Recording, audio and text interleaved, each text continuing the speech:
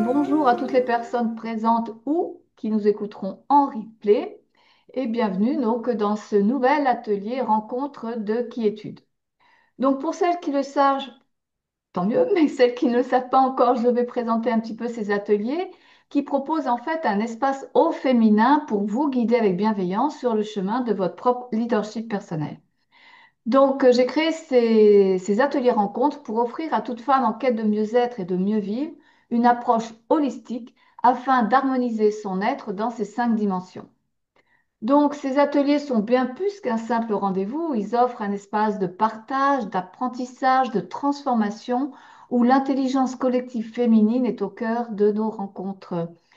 L'objectif est de vous offrir des outils puissants, des pratiques inspirantes qui sont des clés pour apprendre comment vous manager vos ressources, manager vos énergies avec douceur et efficacité tout en cultivant votre véritable nature. Et c'est pour cela que chaque mois, nous avons le plaisir de recevoir une invitée qui va nous présenter son expertise dans son domaine de prédilection. Et aujourd'hui, j'ai le grand plaisir d'accueillir et de retrouver Sandra Antoun, pardon, qui nous invite à découvrir l'olfactothérapie pour apprendre à sentir pour mieux se sentir. Donc, je ne sais pas si vous connaissez l'olfactothérapie. Moi, je l'ai découverte il y a quelque temps en découvrant Sandra. Et donc, c'est une thérapie puissante par les odeurs et notamment Sandra travaille avec les huiles essentielles. Et cette thérapie permet d'accéder à des zones du cerveau habituellement difficiles d'accès. Elle aide à libérer des nœuds émotionnels, des souvenirs douloureux, mais aussi à favoriser le bien-être et l'équilibre psycho-émotionnel. Alors comment? Ben, je ne sais pas, c'est pas moi l'experte. C'est pour ça qu'on va laisser la parole et nous apporter toutes les informations en laissant la parole donc à Sandra. Mais avant Sandra, eh bien bonjour et je t'invite à te présenter en quelques mots ce que tu fais aujourd'hui exactement et qu'est-ce qui t'a conduit à te spécialiser dans ce domaine. Bonjour Catherine, bonjour à tous et à toutes. Merci Catherine, merci de me donner l'opportunité de pouvoir partager un sujet qui m'est très très cher. Moi je suis pharmacienne, j'ai une longue carrière hospitalière que j'ai quittée il y a 3 ans pour vivre pleinement ma passion. Il y a 3 ans, j'ai repris les études. Et aujourd'hui, je vis à Barcelone et j'ai monté un cabinet de santé intégrative où j'accompagne en fait les patients dans leurs problèmes de santé et je leur aide juste à aller bien, à aller mieux et voilà. Donc j'accompagne tout ça. J'ai eu une formation assez hétéroclite, hein. Je me suis formée aussi bien à l'aroma, mais je me suis également formée au microbiote, à la micronutrition, à l'ayurveda, plein de choses. Voilà, donc aujourd'hui, je me suis constituée une belle boîte à outils qui me permet vraiment de pouvoir accompagner les patients. Voilà. Eh ben, c'est ce qui m'avait vraiment attiré chez toi, c'était justement je dirais, sortir un petit peu du milieu médical pour avoir une approche beaucoup plus holistique, en fait, de la santé, du bien-être et de la personne. Et c'est là où on s'est retrouvés. J'ai trouvé ça génial, justement, qu'on puisse se rencontrer. Et je trouve que, effectivement, tu dégages tellement de passion dans le sujet que que tu transmets que je trouvais intéressant que tu viennes sur ces ateliers de quiétude pour pouvoir partager cette passion et ces connaissances. J'espère qu'il y a plein de personnes qui vont découvrir aussi ce qu'est l'olfactothérapie, parce qu'on connaît l'aroma, mais on ne connaît pas l'olfactothérapie, même si c'est un lien, donc ce sera intéressant de comprendre quels sont les liens et comment ça fonctionne. Alors, je sais, Sandra, que tu as quelque chose à partager. Je te propose... Oui, tout à fait. Dites-moi si ça fonctionne. Hop, c'est bon pour vous? Attends, ça va apparaître. Voilà, parfait. On y va, alors c'est parti. Là, Donc, effectivement, comme tu le disais bien, Catherine, tout à l'heure, on va parler aujourd'hui. Hop, est-ce que vous voyez? parfait. Voilà, parfait. Donc, effectivement, comme tu le disais, hein, sentir pour bien se sentir, sentir pour mieux se sentir. Donc, en fait, tout d'abord, l'odorat. L'odorat, donc effectivement, c'est le sens qui va nous permettre d'exploiter l'olfactothérapie. Je ne sais pas si vous savez, mais effectivement, à chaque moment de votre vie où vous respirez, toutes ces informations qui sont captées en fait par le nez par les petits nerfs sont directement transmises au cerveau. Et en fait, le cerveau va fonctionner un peu comme une boîte noire qui va mémoriser et qui va traiter toutes ces informations. Et en particulier, dans le cerveau, on a deux zones qui vont faire ce travail-là. C'est le système limbique et le cortex. Donc, si vous voulez bien, on va voir ces deux parties-là. Donc, avant de parler du cortex à proprement parler, ce que je voulais vous dire, en fait, c'est que c'est pas une élucubration soudaine de Sandra qui a décidé que l'olfactothérapie, c'était génial et que ça marchait vraiment sur le cerveau. Non, non. Il y a d'éminents scientifiques, donc le docteur Linda Buck et Richard Axel, qui ont quand même obtenu le prix Nobel de médecine, justement pour cette découverte sur l'olfactothérapie, parce qu'en fait, grâce à leurs travaux, on comprend pourquoi certaines odeurs vont influer directement notre état émotionnel et pas que physique également. Et ça, on le doit vraiment, vraiment aux travaux de Linda et de Richard. Voilà, donc voilà, tout ça pour vous dire que c'est pas une élucubration et qu'il y a vraiment des bases scientifiques extrêmement solides J'ai une derrière. petite question, Sandra. Je Quand t'en tu prie. dis certaines odeurs, c'est pas toutes les odeurs, mais certaines auront un impact plus particulier? Oui, complètement. En Ah, fait, si tu veux, notre cerveau est une boîte noire qui va enregistrer à chaque moment de ta vie absolument toutes les odeurs. Mais en fonction de ce que tu vis à ce moment-là, ça laissera une empreinte d'accord. différente, Mm. qui sera soit marquante, soit qui passera complètement inaperçue. Tu vois? Oui, Et tout à c'est en fait. fait vraiment ce combo odeur et expérience vécue qui fait qu'en fait, il y aura une émotion ou pas. Tu vois? Tout à fait. C'est vraiment le combo des deux. Et ça, on le verra un petit peu après. Donc, l'olfactothérapie, en fait, c'est une méthode qui a été créée en 1992 et enseignée par Gilles Fournil, qui est le premier à l'avoir utilisée au niveau thérapeutique. Et en fait, c'est quelque chose qui a été très utilisé, notamment à l'hôpital de Garches, qui a été un des premiers, vraiment un des premiers hôpitaux précurseurs sur le sujet. Parce qu'en fait, ils se sont rendus compte qu'ils arrivaient à avoir des résultats hyper intéressants chez les patients, notamment chez des patients Alzheimer. Je vais vous donner un exemple. Par exemple, un patient Alzheimer, vous lui montrez une pomme. Par exemple, quelqu'un, ça fonctionne également chez les personnes, par exemple, qui ont été dans le coma ou voilà, qui ont perdu la mémoire.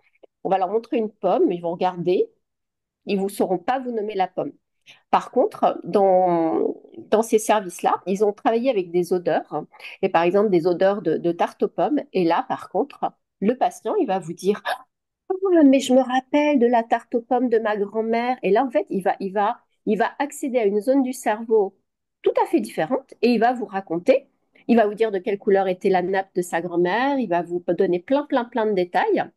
Et voyez, donc, comment une odeur a réussi à accéder à une zone du cerveau alors que juste l'image de la pomme ou une vraie pomme, donc juste la vision, n'a pas déclenché ce souvenir-là.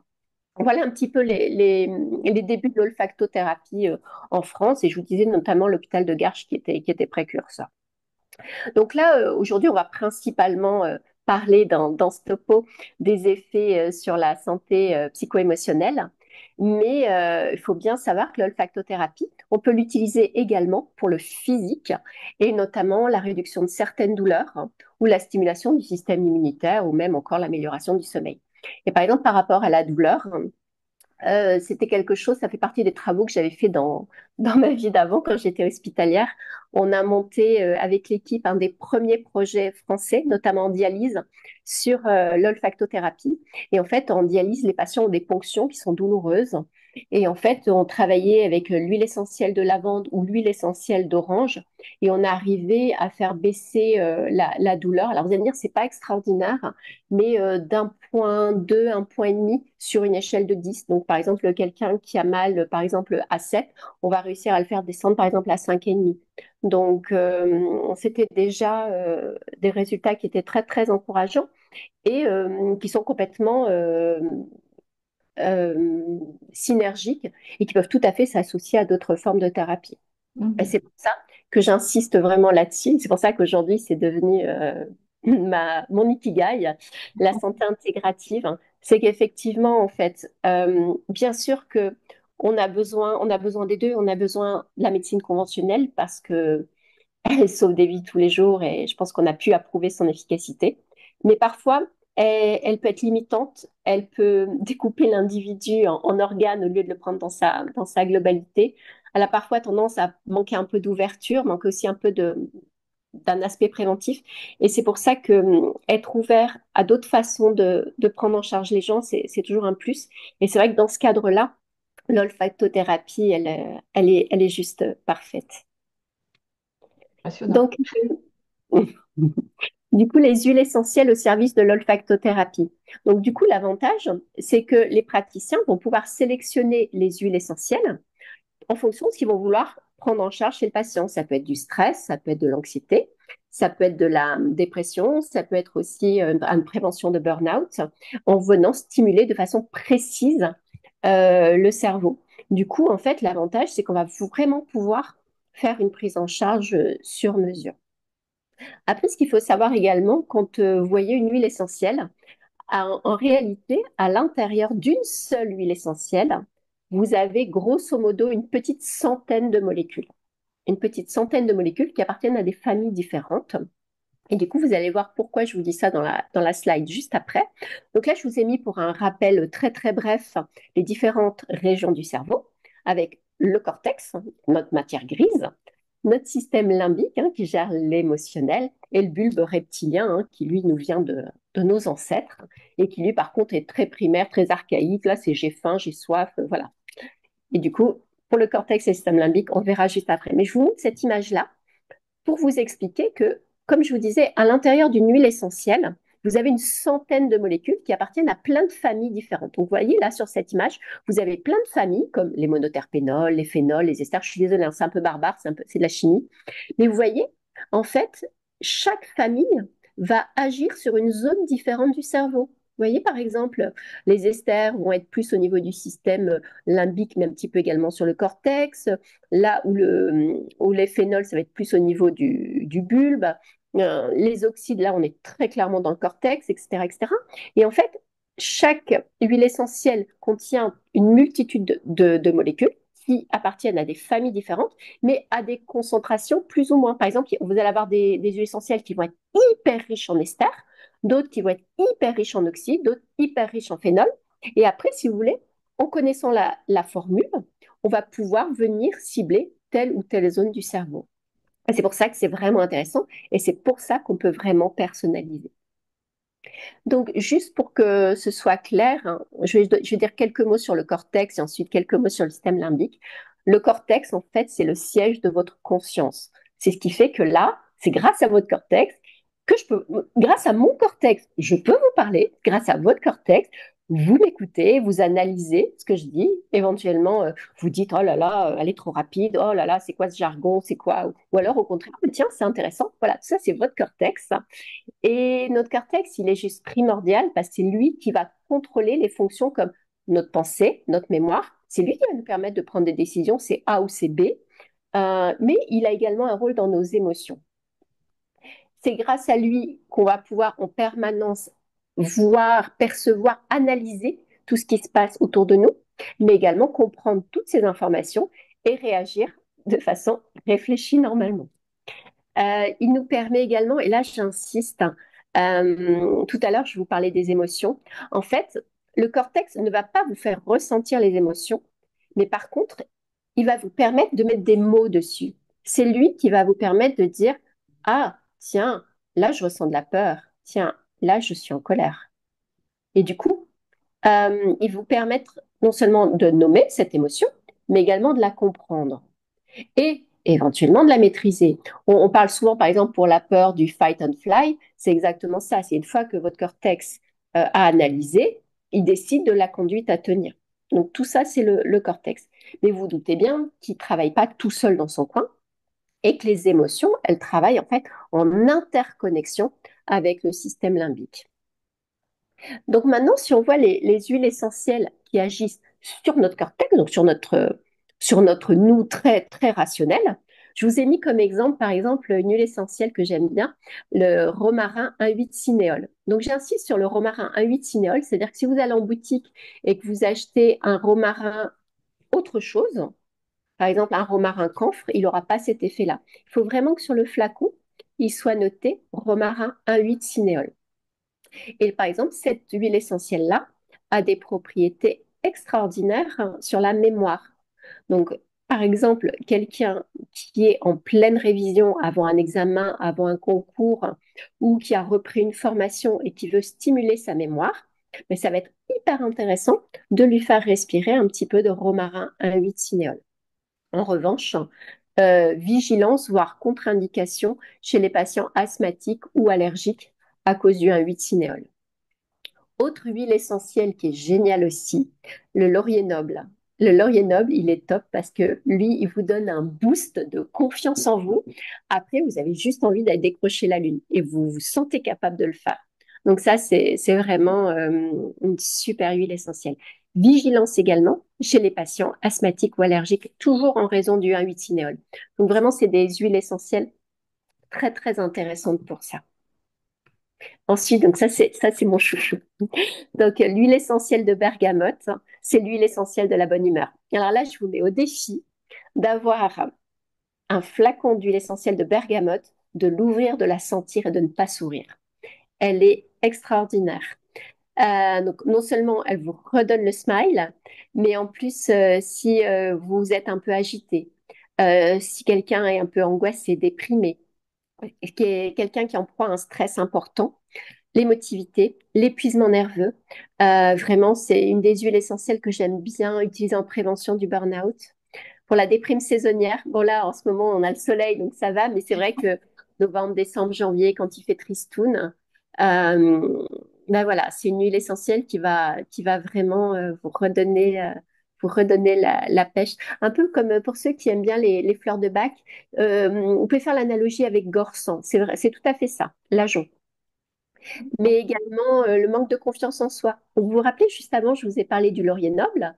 Bah, la bergamote, elle va également booster la confiance en soi. Donc, également intéressante sur les troubles de la concentration. Des personnes aussi qui ont des humeurs un peu variables, top. Et on lui reconnaît vraiment également un rôle antidépresseur. Donc, quand je vous dis ça, pareil, hein, c'est pas des lubies, c'est pas des élucubrations. Il y a eu des études et il y a de la bibliographie. J'avais fait notamment mon sujet de mémoire sur l'olfactothérapie pour les patients en dialyse. Et en fait, j'avais dû justifier avec des études cliniques pourquoi j'avais utilisé telle huile plutôt que telle autre. Et l'huile essentielle de bergamote, c'est une vraie, vraie, vraie pépite. J'ai envie de vous dire, en olfactothérapie, si vous ne savez pas trop par quoi commencer, commencez peut-être par celle-là, parce que c'est vraiment un super kiff. Ensuite, petit exemple pratico-pratique. Donc, par exemple, là, on va être en période d'examen, concours, le bac, le brevet, ou si jamais vous devez faire une présentation demain, ou si vous avez un entretien à préparer, vous pouvez tout à fait utiliser un stick d'olfaction comme celui-ci, ça s'achète, hein. Et dessus, en fait, vous pourrez mettre 5 gouttes de laurier noble, 5 gouttes de romarin 8 cinéole et 5 gouttes de bergamote. Après, si vous n'avez pas de stick, ce que vous pouvez faire aussi, c'est que sur une petite languette, hein, vous pouvez déposer une goutte de chaque et vous passez la languette sous le nez. Vous pouvez tout à fait faire ça également. Voilà pour le petit exemple pratico-pratique. Donc là, on a vu les huiles essentielles hein, qui sont axées sur le cortex. Et là, maintenant, on va voir le système limbique. Donc, le système limbique, comme je vous disais tout à l'heure, en fait, c'est lui qui ressent. C'est lui. Et de façon instinctive, vous n'avez pas besoin de réfléchir pour ça. Ça se fait de façon naturelle, rapide et c'est intense. Et c'est le système limbique, en fait, qui va déclencher des émotions comme la joie, la peur, la tristesse, la colère, mais avant même que le cortex ne l'ait analysé. Et en fait, c'est aussi une alarme intérieure. Par exemple, et lui aussi, il est connecté avec le reptilien, parce que parfois, on n'a pas le temps que l'info elle arrive au cortex, le bulbe reptilien va vous protéger de notre survie. Regardez, par exemple, quand vous touchez un fer à repasser chaud, bah, tout de suite, vous enlevez votre main parce que ça a été enregistré. Et ça, c'est le bulbe reptilien qui fait ça. Il est donc forcément complètement impliqué dans les émotions, mais également mémoire et comportement liés à la survie. On parlait aussi, donc pour ça que je vous ai parlé de l'implication avec le reptilien, comme la peur, la motivation, l'attachement. Et il gère des choses comme la réponse au stress, aux émotions fortes. Donc après, une fois que vous avez senti tout ça de façon très intense, normalement, c'est le cortex qui prend le relais pour mettre des mots sur ce que vous ressentez, réfléchir à la situation et avoir un comportement adéquat. Oui, mais ça c'est la théorie. Parfois ça coince.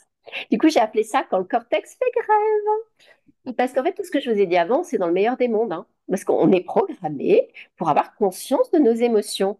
Mais vous n'avez pas remarqué que on est quand même très souvent déconnecté. Très souvent. Pourquoi on est déconnecté? Bah, déjà, je pense qu'il nous arrive tous d'être fatigués, stressés, ou alors, bon là, je vais jouer un peu ma féministe, hein, ou alors pour les femmes, avoir une charge cognitive hyper élevée. On est toujours des Wonder Woman, on est toujours sur 20 000 trucs différents. Donc, forcément, vous surchargez votre cortex en permanence. Donc, tout ce qui se passe en arrière-plan au niveau du système limbique, ouais, bon, t'es gentil, mais là, je dois aller chercher les enfants à l'école, après, je dois préparer à manger, après, il faut que je dois passer ça encore un coup de fil, il faut que je termine ça. Il n'a pas le temps, hein, le service, le système limbique, de passer l'info au cortex. Donc, ça, déjà, c'est une première chose qui explique que bah, ça coince. Ensuite, deuxième chose, bah, en fait, des fois, euh, c'est juste un bouclier, hein. C'est-à-dire qu'en fait, on met comme une barrière entre le système limbique et le cortex pour se protéger en fait de douleurs intenses. Vous voyez, par exemple, regardez, par exemple sur des choses comme un enterrement, des fois il y a des personnes qui réagissent pas, qui pleurent pas, qui sentent rien. Bah oui, en fait, le cerveau, il a juste bloqué l'accès conscient à certaines émotions. Et c'est vraiment une façon d'exposer, d'éviter que la personne ait à affronter des souffrances trop fortes. Donc, ce bouclier, il est nécessaire parce que parfois, c'est juste une question de survie. Mais par contre, après le choc, il faut progressivement rééduquer euh, la connexion et enlever le bouclier pour pas qu'il reste en permanence. Et ensuite, autre chose également, c'est les habitudes et les apprentissages. Vous savez très bien qu'on n'a pas tous été élevés de la même façon. Là, pour le coup, je pense au petit garçon, où le petit garçon qui pleure et on lui dit, mais non, t'es un homme, un garçon, ça pleure pas. Donc, ben, en fait, qu'est-ce qu'on fait? On crée un biais, en fait. Et le cortex, ben, il peut, pareil, hein, il peut faire barrage. Et du coup, ça vient amplifier une déconnexion. Après, je pense aussi, il y a aussi un grand rôle culturel. Regardez, quand vous allez en Asie, en Asie, vous voyez bien, par exemple au Japon, enfin, il y a très peu d'émotions qui passent. Les gens n'ont pas culturellement l'habitude de démontrer leurs émotions. Et là, je vois, je pense que Catherine, je ne sais pas si tu la ressens aussi, mais par exemple, dans le sud, enfin, moi qui vivais avant dans le nord, pourtant dans le nord, les gens sont super sympas, souriants, etc., etc. Mais aujourd'hui, je vis en Espagne. Les gens sont bien plus exubérants. Les gens ont appris à montrer leur joie, leur colère, leur tristesse. Et voilà. Mais tout ça pour dire que il y a la culture, mais il y a aussi beaucoup, beaucoup, beaucoup d'éducation qui fait ça. Et je vois aussi par rapport encore aux femmes, où on nous apprend à être des Wonder Woman. Ben, être Wonder Woman, très clairement, ça nous déconnecte complètement de cette bonne harmonie qui est censée exister entre notre système limbique et notre cortex. Voilà. En tout Bon, cas, au Portugal, ils sont pas libérés de leurs émotions au quotidien. non, c'est vrai. C'est Bon. pas un peuple méditerranéen du tout et Ah, c'est c'est drôle, très hein. différent. Oui, oui, oui. Ça veut pas dire qu'ils font pas la fête et tout ça, mais c'est vrai que Ouais. ce sont des gens très serviables et tout, mais il n'y a pas d'ouverture comme ça émotionnelle, spontanément, de joie de vivre et tout, que l'on peut ressentir dans d'autres pays méditerranéens. Oui, oui. Et tu vois, là, en Espagne, par contre, tu vois, j'ai remarqué qu'en Espagne, c'est principalement les gens d'Amérique du Sud qui sont comme ça. Ah bah oui, ouais, ouais, ouais, ça m'étonne C'est pas. c'est pas forcément les gens d'ici, mais Hum, comme on a une grosse communauté d'Amérique du Sud, mais ils ont tout le temps le smile et ils sont hyper joyeux, hum. quoi. Mais du coup, c'est presque contagieux. Donc ça, Ouais, c'est... c'est bien. Donc on en revient à nos huiles essentielles. Bah, et les odeurs dans tout ça. Pour en revenir au système limbique, donc là, je vais passer très rapidement. C'est vraiment s'il y a des gens hyper scientifiques ou vraiment très, très intéressés par ça, je donne un petit peu j'explique un petit peu quelles zones du système limbique sont impliquées. Ce qu'il faut juste retenir, hein, c'est qu'en fait, il existe une relation odeur, mémoire de l'événement et émotion. C'est ce que je disais tout à l'heure, tu sais, en préambule. Ouais, À chaque moment, on enregistre l'odeur et également ce qu'on est en train de vivre. Et en fait, on interconnecte les deux. Et ensuite, donc là, effectivement, c'est encore un petit peu d'anatomie, mais en fait, ça explique juste comment une odeur, c'est juste le rationnel scientifique qui explique comment une odeur va influencer notre comportement physique et psycho-émotionnel. Donc, vous voyez un petit peu tout ce qu'on a vu avant avec l'odorat, les travaux prix Nobel qui ont été faits et qui montrent en fait à quel point une huile essentielle peut aller agir sur le cortex, à quel point une huile essentielle peut agir sur le système limbique et à quel point on peut avoir des répercussions psycho-émotionnelles, mais également physiques. Donc maintenant, on va voir un petit peu des huiles essentielles qui sont très sympas et qui peuvent aider énormément au niveau psycho-émotionnel. Donc, j'ai beaucoup parlé de l'aspect sur la dépression, la tristesse, etc.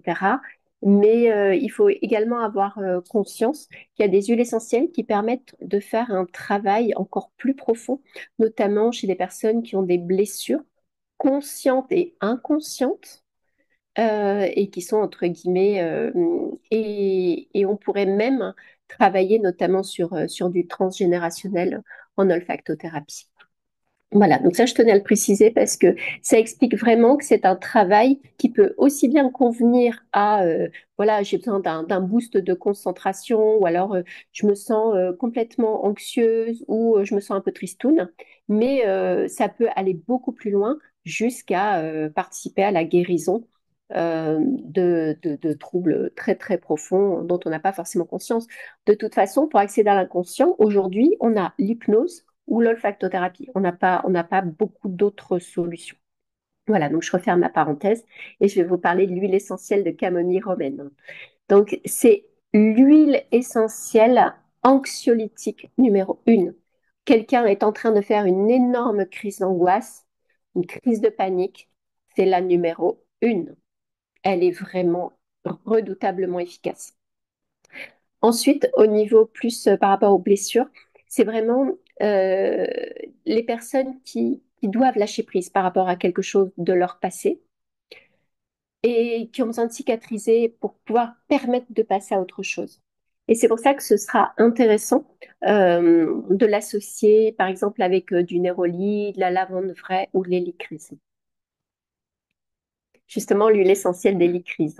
L'hélicryse, vous la connaissez sans doute parce qu'elle est remarquable sur les bleus du corps. Donc, dès que vous vous donnez un petit coup, vous mettez une goutte d'hélicryse et ça vous évitera d'avoir un énorme bleu. Ou si vous arrivez un petit peu tard, en fait, que vous en mettez sur un bleu déjà existant, ça va lui permettre de disparaître beaucoup plus vite. Mais en fait, non seulement il agit sur les bleus du corps, mais il agit également sur les bleus de l'âme. Et c'est une huile essentielle SOS aussi. Si on a un choc émotionnel intense, sur un bleu de l'âme, par exemple, je pense par exemple, à un décès, je pense à un gros chagrin. C'est des choses qui peuvent vraiment, vraiment être efficaces. Donc, ça va permettre de cicatriser des blessures du passé, ça va apaiser des traumas profonds, des chagrins, et ça va dénouer aussi des blocages enfouis.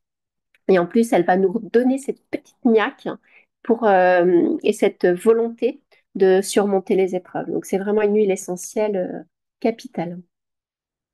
L'huile essentielle de jasmin, donc elle est super mignonne. J'ai envie de dire, c'est quelque chose à vous faire offrir pour un anniversaire, pour Noël, parce qu'elle est quand même un peu coûteuse. Mais elle est hyper intéressante. Elle est très charismatique, très sensuelle. Elle va également dénouer des tensions, mais qui seraient engendrées par des situations relationnelles. Donc, soit professionnelles, soit familiales. Vous savez, quand ça cafouille au boulot ou à la maison, il y a des périodes un peu compliquées. Ben là, en fait, ça va vous permettre de retrouver le sourire. Et en plus, elle va venir vraiment vous caresser le cœur, elle va venir vous rassurer, vous réconforter, vous consoler, apporter beaucoup de tendresse. Très intéressant aussi, notamment, par exemple, si vous connaissez des personnes qui vivent seules, pour qui c'est compliqué, je pense par exemple aux personnes âgées, voilà, les personnes qui se sentent abandonnées, qui l'ont été ou qui le sont actuellement. Par contre, vous verrez, les gens qui sont hyper indépendants vont pas du tout l'aimer, hein. Eux, ils vont la rejeter d'emblée, forcément. Et elle va également libérer des nœuds ou blocages et harmoniser l'ensemble cœur, esprit, intellect. Après, je fais une petite parenthèse. Quand une odeur vous dérange, vous gêne, vous détestez, c'est qu'il y a peut-être quelque chose à aller travailler justement. Et il y a peut-être justement un petit nœud qui peut être intéressant de travailler. Pour ceux qui connaissent un petit peu les blessures, c'est blessures de rejet, abandon, humiliation, trahison. Vraiment très, très intéressante. Vraiment une huile topissime pour ça. Elle se marie bien avec la bergamote, l'ylang-ylang et le bois de santal. Justement, le bois de santal. Il est très apaisant, très équilibrant. En plus, il est très chouette parce que, imaginez, vous devez prendre une décision et puis forcément, il y a toujours le cortex pour le coup qui vous dire oui, mais tu ne devrais pas faire ça, nanana, nanana. Vous vous posez, vous sentez un peu d'huile, vous sentez un petit peu d'huile essentielle de bois de santal. Vous allez vous reconnecter avec votre vous intérieur, en fait, avec votre intuition. En plus, une huile est intéressante également si vous aimez, si vous pratiquez la méditation. Et elle va donner beaucoup de stabilité, de sagesse. Elle va également éveiller à la spiritualité et elle va également protéger des influences négatives invisibles. Favorise beaucoup l'introspection et l'expérience du silence. Donc ça, c'est vraiment quand il y a beaucoup de brouhaha dans votre tête ou autour de vous, vous vous posez 10 minutes et pendant les 10 minutes, vous sentez un petit peu d'huile essentielle de bois de santal et les choses redescendent, vous vous reconnectez à vous-même. Très intéressant de la travailler en synergie avec de la rose, surtout vous la diluez, de l'encens ou de la lavande. L'encens est également très très intéressant. Après, c'est très frustrant parce qu'on ne peut pas toutes les voir, malheureusement. Mais voilà, il y a encore une multitude. Je n'ai pas pu toutes les mettre, donc j'en ai mis que quelques-unes. L'huile essentielle de cannelle de Ceylan. Donc, elle est réchauffante. Donc, elle va nous donner de l'audace. Elle nous permet de retrouver le feu. Elle nous donne l'envie d'avancer. Elle nous donne du courage. Elle nous donne de l'énergie. Elle aide également prise de décision et elle aide à ancrer. Donc, moi, ça fait partie, quand je sens que j'ai besoin d'ancrage, ça fait partie des deux huiles essentielles que j'utilise. Pour l'ancrage, moi, j'aime beaucoup aussi l'huile essentielle de vétiver. Elle est très, très intéressante. Et l'huile essentielle de cannelle. Vraiment, des super huiles. L'huile essentielle d'orange douce, donc ça, c'est une huile essentielle un peu comme la bergamote, en fait. Elle va forcément vous redonner le sourire. Ça donne vraiment une petite atmosphère toute fun, toute mignonne, toute joyeuse. Ça favorise la relaxation, la détente. C'est vrai que sur des personnes anxieuses ou stressées, c'est chouette. Il y a même des entreprises qui utilisent l'huile essentielle d'orange avant une réunion. Et là où ils sont, comment dire, de façon polie, stratèges, c'est qu'en fait, ils le diffusent en subliminal.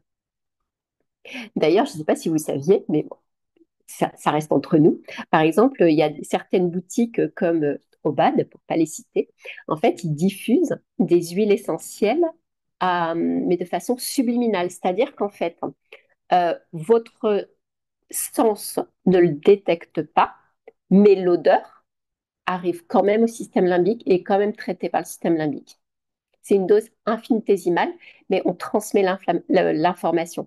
Et du coup, en fait, ça permet de déclencher une émotion. Et forcément, ils utilisent des huiles essentielles un peu aphrodisiaques, etc., etc. Voilà, c'était juste. Mais donc, je vous parlais de l'orange douce Attends, qu'on excuse-moi. C'est pas l'air climatisé, c'est par des diffuseurs, c'est... et des diffuseurs. Ah d'accord, ok.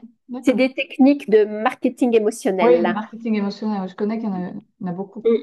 Mais il y en a, Oui, les odeurs sont vraiment flagrantes pour te guider dans un oui, supermarché, complètement. dans Non, un non. magasin, mais Mais ouais, tout à fait. Autant il y en a qui assument vraiment, ouais, il y en a voilà, il y a le marketing émotionnel, mais il y a aussi, au niveau management, c'est aussi des techniques qui peuvent.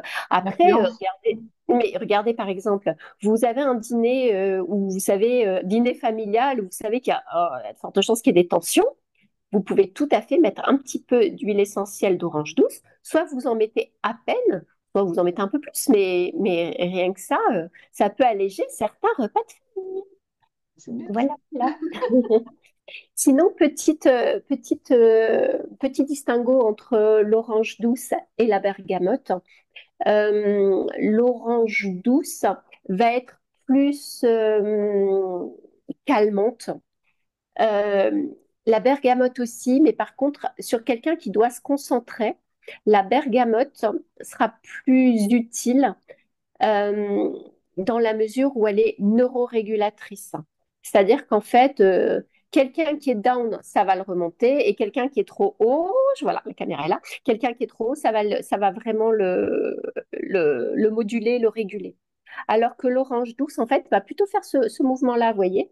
L'orange Mhm. douce va calmer et la bergamote va réguler. Donc, par exemple, un étudiant stressé, vous lui faites sentir de l'orange douce, il va commencer à bâiller, il va prendre ses affaires, il va aller se coucher. Alors qu'avec la bergamote, hein, il va se sentir nettement moins stressé, mais son cerveau va toujours être au taquet. Vous voyez un petit peu la différence entre l'orange douce et la bergamote. Donc voilà. Mais par contre, si vous êtes à la maison, qu'on n'attend rien de spécial de vous, l'orange douce sera parfaite et elle est hyper intéressante. Et si vous n'aimez pas trop la bergamote et que vous voulez vraiment garder l'orange douce, dans ces cas-là, vous lui rajoutez un tout petit peu d'huile essentielle de citron.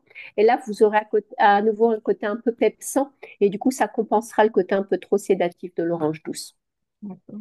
D'ailleurs, l'huile essentielle de citron, elle est chouette quand on révise parce que justement, elle ramène beaucoup de fraîcheur. Si vous voulez, c'est comme si d'un coup, on remet les. Vous voyez, ça, on fait waouh, on remet les idées en place. Mais elle a ce côté, elle a ce côté-là, l'huile essentielle de citron. L'huile essentielle de Néroli.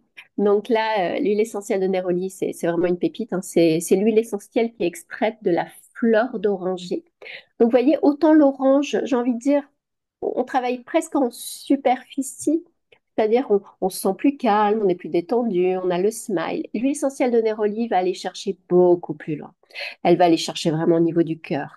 Elle va vraiment travailler sur l'inconscient, sur des blessures, sur la relation mère-enfant.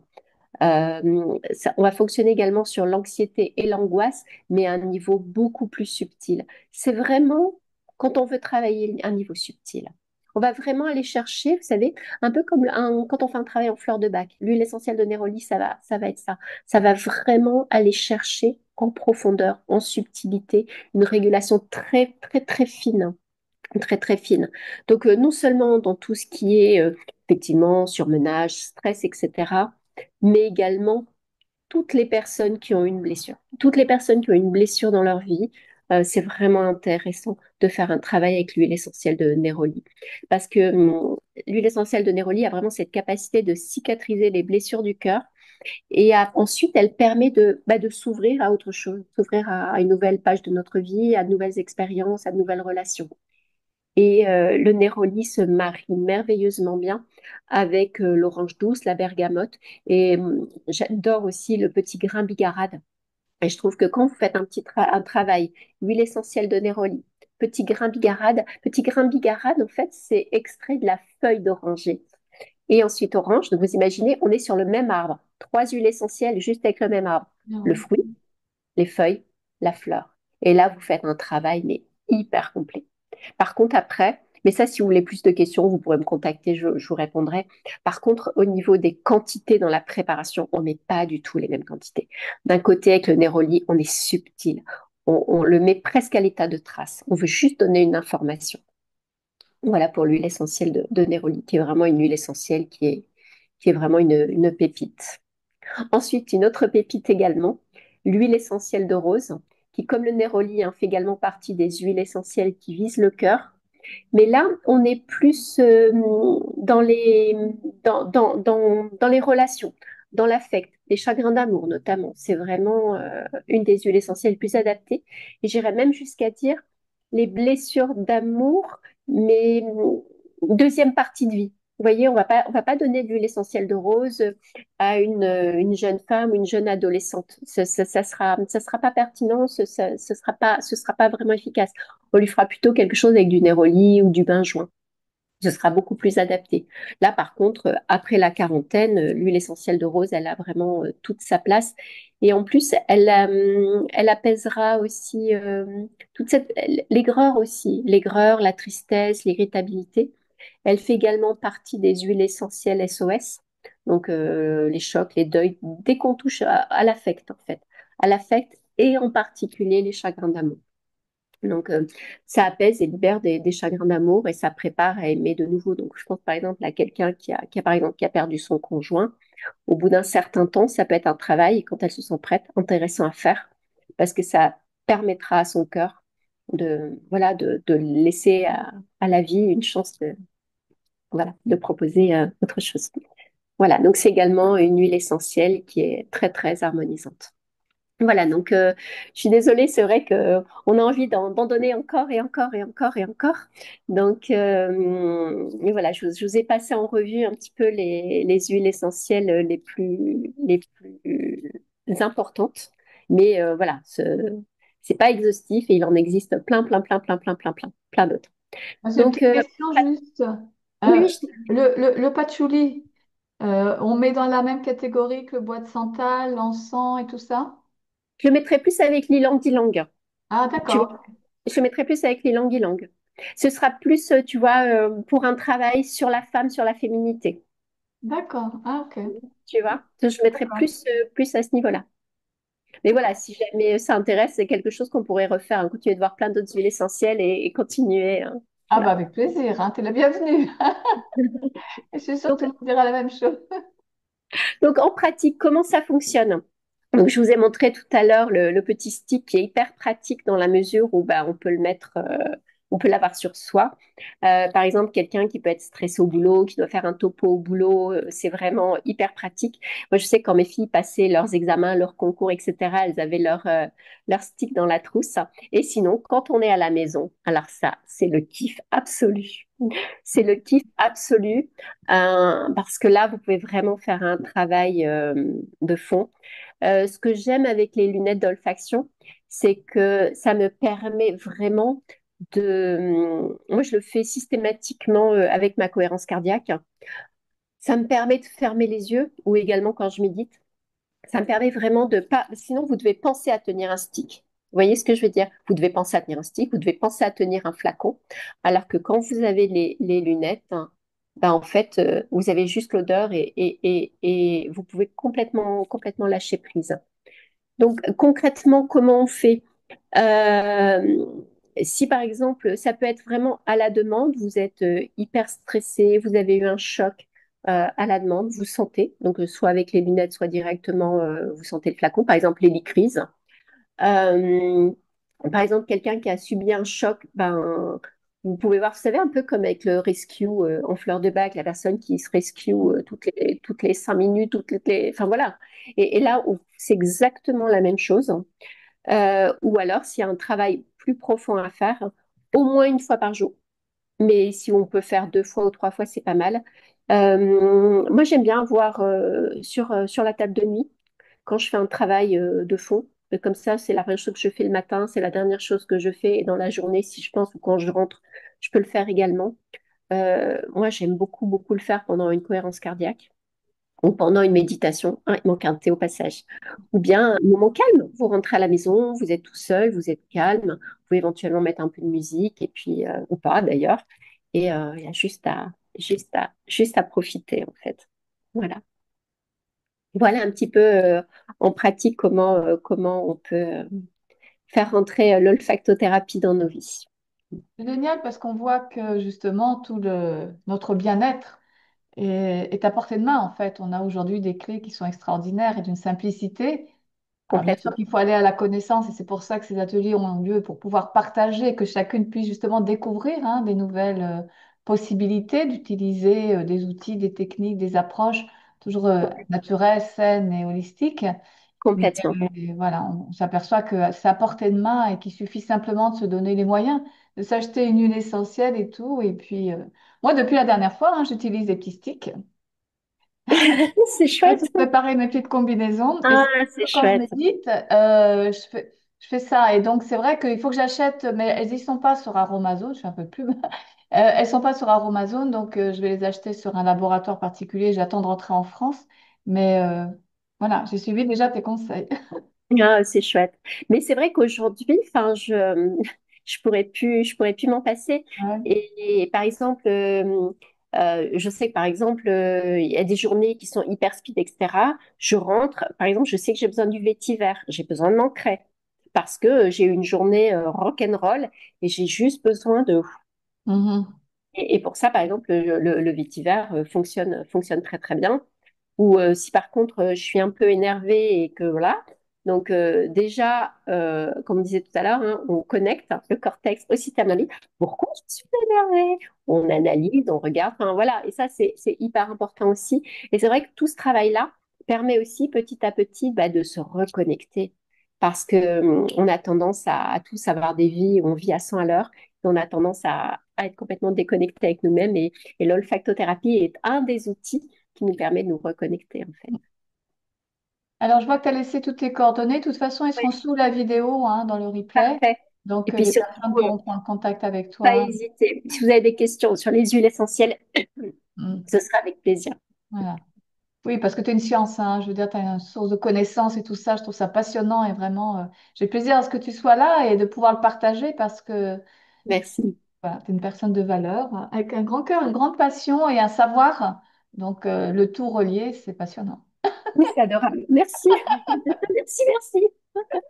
Merci, Catherine. Merci beaucoup. Alors, bah, écoutez, je vous remercie toutes, hein, celles qui présentent, celles qui sont, qui nous verront en replay.